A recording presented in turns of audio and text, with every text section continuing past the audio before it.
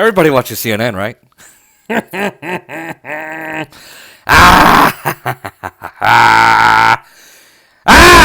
That's funny. Everybody watches CNN, right? Everybody. Um, Interesting story. So, CNN had this whole aura about them. I mean, their whole presence. Their whole presence since 2015 was, oh my God, Trump, Trump, Trump, Trump, Trump, Trump, Trump, Trump, Trump. Trump, you gotta resist Trump, you gotta resist Trump, you gotta resist Trump. Well, that helped them. I mean, they got millions of views, billions of dollars in advertising, all of that, right? All of it, because you're resisting Trump? Great. Let me move my soda. And, I'm gonna take a drink to this, because it's so exciting.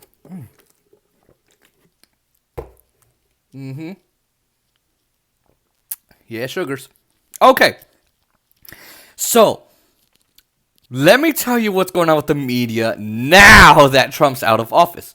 So, remember, in January to February, you had impeachment, you had the Capitol riots, you had Trump contesting the election, you had all kinds of crap like that, right? And so, they got so high of ratings, they got such high credits and ratings that they were riding high. They were really doing it. Now, CNN has lost about a little more than half their primetime audience. Understand that. You've got Anderson Cooper, Chris Cuomo, Don Lemon. All of them have lost altogether. From January to February, CNN lost half of its viewers, of its prime time viewers. Imagine that. Wow, there's no more Trump to report on. That's crazy. But they're not the only ones. I'm going to get to this. I'm going to get to all my commentary. MSNBC is not far behind them. They lost a quarter of their audience.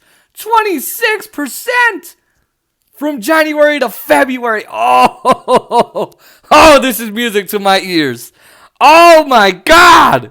Woo-wee. Wow. Okay. So they lost all of that, right? Fox News ain't far behind them. Here's the thing. They had their giant dip in November. November was just cataclysmic for them. Catastrophic because they reported the truth that Trump lost the election and, yeah. And so their viewers were like, give Fox News! Fuck Fox News! Ah!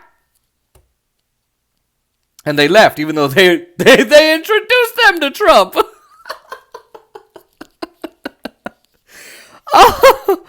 Okay, I'm spending way too much time on this. So, way too much time. They aren't the only ones either.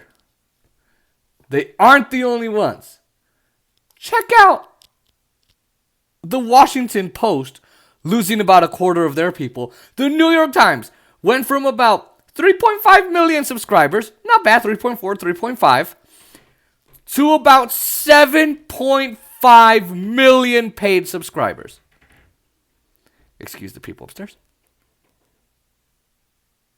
7.5 million paid subscribers were lost. Like that's how much they went up. Now they're losing subscribers. They are. Because all this time, the media has been talking about, oh my God, you need to resist Trump. You need to resist Trump. And what does this tell you? Trump was the greatest thing to ever happen to the media. Greatest thing ever. Because,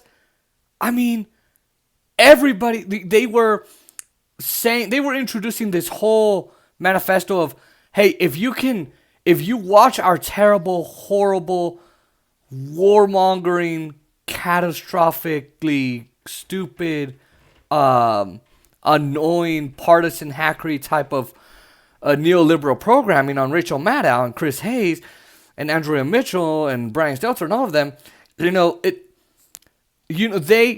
They said you were resisting Trump. You're resisting him.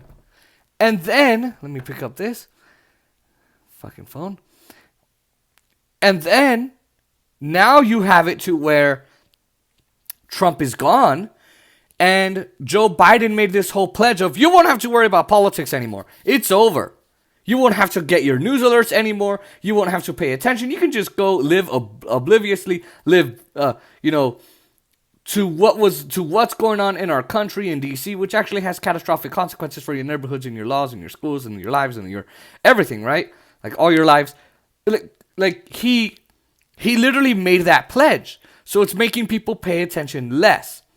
And that's incredible how that's starting to backfire. And look, I mean, Trump had major problems, right? The media is the enemy of the people. In a way, yeah, they kind of are, right? Because they don't report on the real truth like I do on this podcast and all of that YouTube channel and podcast. That's true. But, I have to say, it's incredible because, like, yes, did he put journalists in danger? Yes, but so is Biden. But they still hated, they absolutely hated him. They hated his guts. But even they knew how much he affected their bottom line, how much he improved their bottom line. And, Brian Stelter's like, Tucker Carlson's the new Trump. Dude, you want him to be the new Tucker Carlson, boy?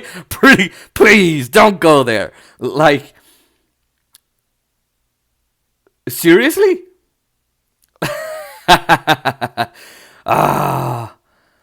Oh, man. It's so beautiful. And, like, they're all now going to war and saying, we're going to report on each other's programming. And this is war on Fox News and everything else, even though they're the problem.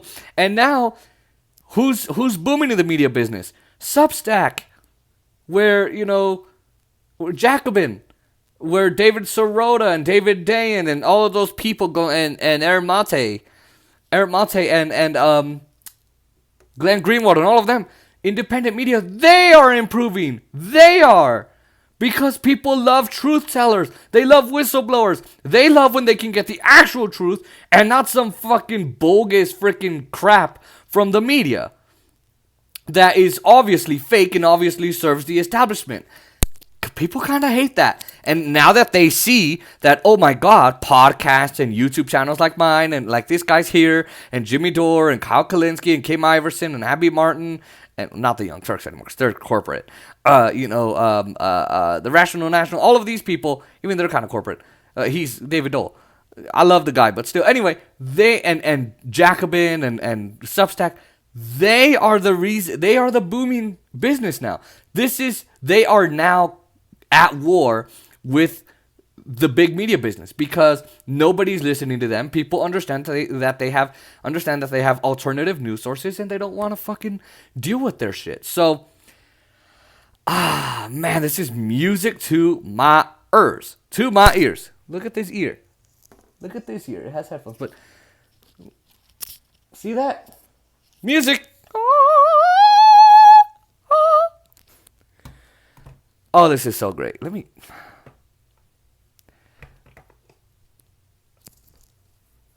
This is incredible for me. And look, I mean, that's why they're going to start coming after me and all of us because we're telling the truth. So, love that this is happening to the media. I'm happy. Y'all should be happy because they deserve this.